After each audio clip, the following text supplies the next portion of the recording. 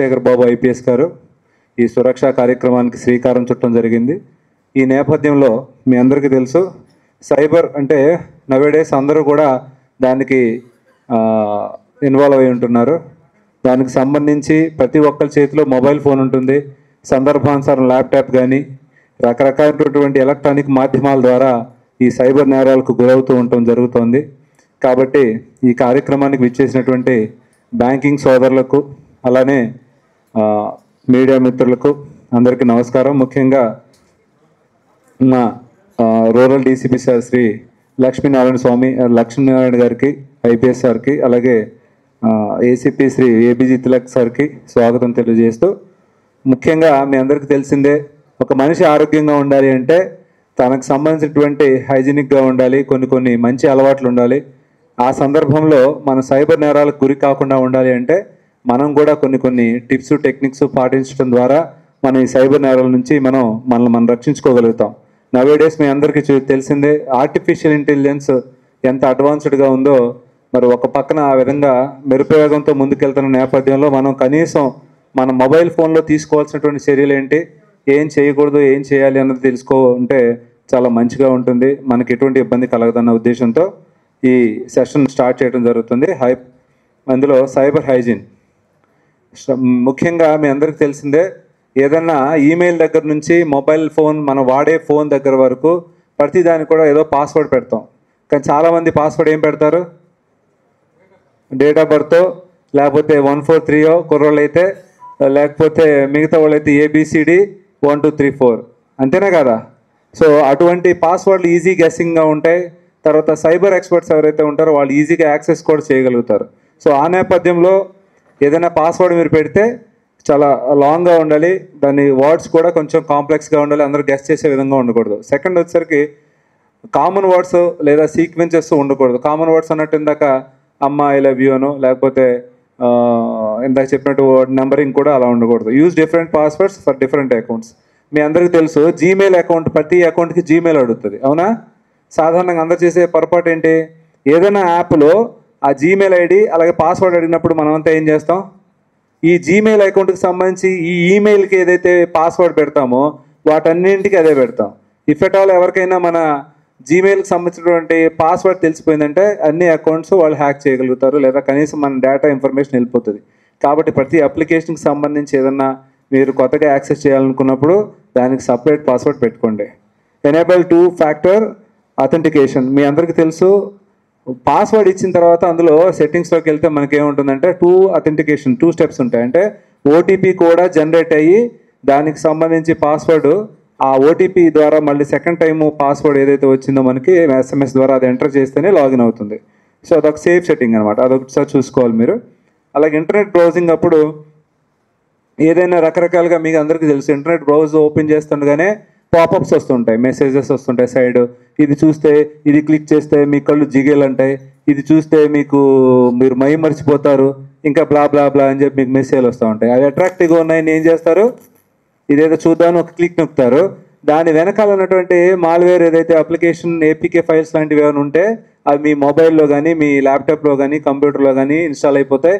ఆటోమేటిక్గా మీ యొక్క ఇన్ఫర్మేషన్ అంతా ఆ యొక్క హ్యాకర్కి తెలిసిపోతుంది. దాని ద్వారా మీ ద్వారా ఆర్థికపరమైనటువంటి నష్టం జరిగే అవకాశం ఉంది, లేదా అందులో మీ ప్రైవసీకి సంబంధించిన ఫొటోస్ ఏమన్నా ఉన్నా కూడా. ఫర్ ఎగ్జాంపుల్ APpolice.org అని ఉంటే, అది గవర్నమెంట్ వెబ్సైట్ అయితే, పోలీస్లో P మొత్తం అంతా బాగానే ఉంటుంది చూడటానికి, బట్ O దగ్గరకు వచ్చేసరికి 0 ఉంటుంది. ఆ 0 నేను చూడగానే కొంచెం స్పెసిఫిక్గా పర్టికులర్గా అబ్జర్వ్ చేస్తే కానీ మీరు దాన్ని ట్రేస్ అవుట్ చేయలేరు. దానివల్ల ఏమవుతుందంటే మీరు అలాంటిదే ఉన్నటువంటి వెబ్సైట్, డూప్లికేట్ వెబ్సైట్లోకి వెళ్ళిపోతారు. మీరు ఫర్ ఎగ్జాంపుల్ TTD కానీ, రైల్వేది కానీ, లేకపోతే బ్యాంకింగ్ సంబంధించినవి కూడా గతంలో మీరు అందరూ వినే ఉంటారు. ఈ డూప్లికేట్ వెబ్సైట్లోకి వెళ్ళి అన్నీ మీరు లాగిన్స్ ఇచ్చేస్తారు, లాగిన్ ఐడి పాస్వర్డ్ కొడతారుగా, అవన్నీ వాళ్ళకి తెలిసిపోతాయి, ఆ అమౌంట్ కూడా పోయే అవకాశం ఉంది. కాబట్టి దయచేసి గమనించండి, అది కూడా చెక్ చేసుకుంటూ ఉండాలి. ఇలాంటివి రకరకాల అప్లికేషన్ డౌన్లోడ్ చేస్తున్నారు, వాటికి వెరిఫికేషన్ ఉండదు, అథెంటిసిటీ ఉండదు, దాంట్లో ఏం సాఫ్ట్వేర్ ఉందో మీకు తెలియదు. మీకు ఈవెన్ దో ఈ ప్రొజెక్టర్కి సంబంధించి మీకు అక్కడ డిస్ప్లే అవుతుంది, లైట్ ఎమిట్ అయ్యి డిస్ప్లే అవుతుంది అంటే దాని లోపల ఉండేటువంటి సాఫ్ట్వేర్ అది ప్రోగ్రామ్ రన్ అవటం వల్ల మాత్రమే మీకు అది ప్రొజెక్ట్ అవుతుంది. కానీ దాని వెనకాల ఏం కోడింగ్ ఉందన్నది మీకు తెలియదు, నాకు తెలియదు, మనం జస్ట్ యూజర్స్ మాత్రమే. కాబట్టి ఈ కోణంలో మీరు దయచేసి అన్ట్రస్టెడ్ వెబ్సైట్స్ దగ్గర నుంచి కానీ లేదా సోర్సెస్ నుంచి అప్లికేషన్ డౌన్లోడ్ చేసుకోవద్దు. తర్వాత use add blockers and antivirus protection. మీరు మోస్ట్ ప్రాబబ్లీ మీకు ఇందాక చెప్పే కదా, ఇలా పాపప్స్, యాడ్ ఆన్స్ రకరకాలుగా ఫ్లాష్ అవుతూ ఉంటాయి మీరు వెబ్ బ్రౌజ్ చేస్తున్నప్పుడు. ఆ సమయంలో మీరు యాంటీవైరస్ పెట్టుకోవటం వల్ల ఏమవుతుందంటే పర్టికులర్గా ఒక ఆర్గనైజేషన్ కానీ ఎవరైతే ఒక సిస్టమ్ అంతా కూడా దానికి సంబంధించి యాంటీవైరస్ ఈ ఏదైనా యాంటీ వైరస్లు ఏమన్నా ఈ మాల్వేర్స్ కానీ లేకపోతే ఈ అవతల సైడ్ నుంచి మనకి హ్యాక్ చేసేటటువంటి అవకాశం ఉన్న ప్రోగ్రామింగ్స్ ఏమైనా ఉన్నా హిడెన్ అప్లికేషన్స్ ఉంటాయి కొన్ని సందర్భాల్లో. ఆ హిడెన్ అప్లికేషన్స్ ఉన్నా కూడా మనకి యాంటీవైరస్ ఉన్నదే మనకి అలర్ట్ చేసి దాన్ని డిలీట్ చేసేయడానికి పర్మనెంట్గా ఉపయోగపడుతుంది. తర్వాత ఈమెయిల్ సేఫ్టీ టిప్స్. మీకు do not open attachments from unknown senders. మీకు ఎక్కువ శాతం ఈ మొబైల్ ఫోన్స్లో మనం ఏం చేస్తామంటే ఈమెయిల్స్ వస్తున్నప్పుడు చెక్ చేసుకుంటున్నప్పుడు స్పామ్ గట్రా వస్తూ ఉంటాయి. అందులో ఆ లింక్స్ వెనకాల అటాచ్డ్ ఫైల్స్ ఉంటాయి. అటాచ్డ్ ఫైల్స్ ఓపెన్ చేస్తే మీకు తెలియకుండానే మీకు అది మొబైల్ ఫోన్ హ్యాక్ అయ్యే అవకాశం ఉంటుంది. Because of urgent or unexpected messages. ఇప్పుడు ఈ మెసేజ్ కనుక మీరు ఓపెన్ చేయకపోతే మీకు సంబంధించిన బ్యాంక్ అకౌంట్ ఫ్రీజ్ అయిపోతుందని చెప్పి ఎస్బీఐ నుంచో లేకపోతే కెనరా బ్యాంక్ నుంచో ఆ మెసేజెస్తో ఆ లోగోస్తో కూడా మనకి ఫాల్సిఫైడ్ మెసేజ్లు వస్తూ ఉంటాయి ఈమెయిల్స్. అవి దయచేసి ఓపెన్ చేయొద్దు. ఎందుకంటే బ్యాంకింగ్ అనేసరికి మీ అందరూ ఏమనుకుంటారంటే ఇది అర్జెంట్ అన్న కాన్సెప్ట్లో మీరు వెళ్తారు, బట్ అది కరెక్ట్ కాదు. Look for spelling errors or odd phrasing. అంటే మీ అందరికీ చెప్పా కదా, ఆర్ట్గా ఉంటే ఎస్బీఐకి సంబంధించి కొన్ని సందర్భాల్లో లోగో కరెక్షన్స్ వేరే ఉండి బ్యాంకులో ఆ బ్యాంకుకి సంబంధించిన పేరులో ఎక్కడ చోట మిస్టేక్ ఉంటుంది. అది మీరు గమనిస్తే కనుక అది డూప్లికేట్ అనేది మీకు అర్థమైపోతుంది. Never share sensitive info via email. నేను చిన్నప్పుడు డిగ్రీ చదివేటప్పుడు నాకు కూడా ఒక మెయిల్ వచ్చింది. ఏమైనా వచ్చిందంటే మీరు ఒక 10 లక్షల రూపాయలు లాటరీ గెలుచుకున్నారు, ఈ విషయం ఎవరికి చెప్పొద్దు, మీకు థ్రెట్ వచ్చే అవకాశం ఉంది, మీ పర్సనల్ వివరాలన్నీ మాకు పెట్టండి అన్నాడు. నేను అప్పుడు స్టూడెంట్ కాబట్టి ఏం చేశాను, అన్నీ టకటక టైప్ చేసేసి వాళ్ళకి మెసేజ్ చేశాను. ఆ దగ్గర నుంచి నాకు రిప్లై రాలేదు. ఎందుకు?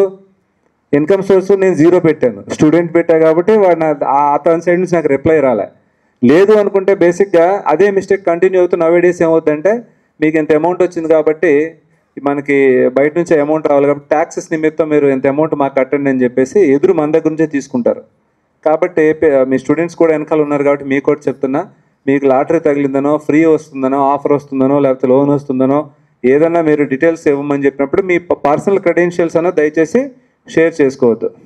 కూడా ఉన్నారు కాబట్టి ఇన్స్టాగ్రామ్ కానీ ఫేస్బుక్ కానీ ఒక అందమైన అమ్మాయి ఫోటో పెట్టి లేదా ఒక అందమైన అబ్బాయి ఫోటో పెట్టి మీకు రిక్వెస్ట్ పెడతారు. మీరంతా నిజంగా ఏమనుకుంటారంటే మంచి డిస్ప్లే అంటే ప్రొఫైల్ బాగానే ఉందని యాక్సెప్ట్ చేస్తారు. అవునా కదా అబ్బాయిలు? చెప్పండి, చేస్తారా? సరే చేస్తారు. చేసిన తర్వాత మీరు కొన్ని రోజులు నెగోసియేషన్స్ చక్కగా కమ్యూనికేషన్ బాగా జరుగుతుంది. మీరేం బిలీవ్ అవుతారంటే అవతల సైడ్ నిజమేనేమో మంచి అమ్మాయి ఏమో అనుకుంటారు. 1 డే మీ ప్రైవసీకి సంబంధించిన ఫొటోస్ మీరు షేర్ చేయమని అడిగితే మీరు ఆవేశం కొద్దీ మీరు షేర్ చేస్తారు. సబ్సిక్వెంట్గా నెక్స్ట్ మెసేజ్ ఒకటి వచ్చింది, మనకేమొచ్చింది, బాబు నేను అమ్మాయిని కాదు అబ్బాయిని, ఈ ఫొటోస్ అన్నీ నా దగ్గర ఉన్నాయి, నువ్వు డబ్బులు ఇప్పుడు నాకు అర్జెంటుగా పంపితే తప్ప లేకపోతే నీ సర్కిల్ మొత్తానికి ఈ ఫొటోస్ అన్ని షేర్ చేస్తాను కాబట్టి అని చెప్పి మీకు బ్లాక్మెయిల్ చేసే అవకాశం. మీరు ఎవరికైనా చెప్పుకోగలుగుతారా ఈ విషయాన్ని? మీ అమ్మగారికి కానీ నాన్నకి కానీ ఏమైనా చెప్తారా, అమ్మ నేను ఇలా ఫొటోస్ పంపించాను, నాన్న ఇలా ఫొటోస్ పంపించానని చెప్పుకోలేరు. ఎస్పెషల్లీ ఆడకూతుల విషయంలో అయితే ఈ పరిధి మరీ ఎక్కువైపోయి దాదాపు సూసైడ్ దాకా కూడా వెళ్ళిన సందర్భాలు చాలా ఉన్నాయి. కాబట్టి మిత్రులారా గమనించండి, ఫేక్ సోషల్ ప్లాట్ఫామ్స్కి సంబంధించి మీడియా సంబంధించి అలర్ట్గా ఉండండి. అన్నీ నమ్మొద్దు, అందులో చాలా రకాలైనటువంటి ఫ్రాడ్స్ రకరకాలుగా ఉంటాయి. తర్వాత థింక్ బిఫోర్ పోస్టింగ్ ఆన్లైన్. అంటే మీరు ఏ పోస్ట్ చేసినా కూడా దానికి రిలవెంట్గా ఏదైనా కాన్సిక్వెన్సెస్ ఇబ్బందికరంగా అయ్యే అవకాశం ఉందా, లేకపోతే కొన్ని సందర్భాల్లో మీరు పెట్టేటటువంటి మీమ్స్ కానీ లేదా కొన్ని రకాలైనటువంటి పోస్ట్ ఎదుటి వాళ్ళ మనోభావాలు కానీ రిలీజియస్ ఇష్యూస్ కానీ లేకపోతే పర్సనల్గా ఎవరైనా డ్యామేజ్ అయ్యే అవకాశం ఉందన్నప్పుడు వన్స్ మీరు ఆలోచించుకుని పోస్ట్ చేయండి. అది ఇంకా ఈ వాట్సాప్ కానీ ఫేస్బుక్ అండ్ ఇన్స్టాగ్రామ్కి సంబంధించి అన్నిట్లో కూడా నవేడేస్ 2 ఫ్యాక్టర్ అథెంటికేషన్ అయిపోయింది. ఫస్ట్ పాస్వర్డ్ కొడతారు, తర్వాత ఓటీపీ వస్తుంది, దాని ద్వారా మాత్రమే మీరు లాగిన్ అవ్వండి.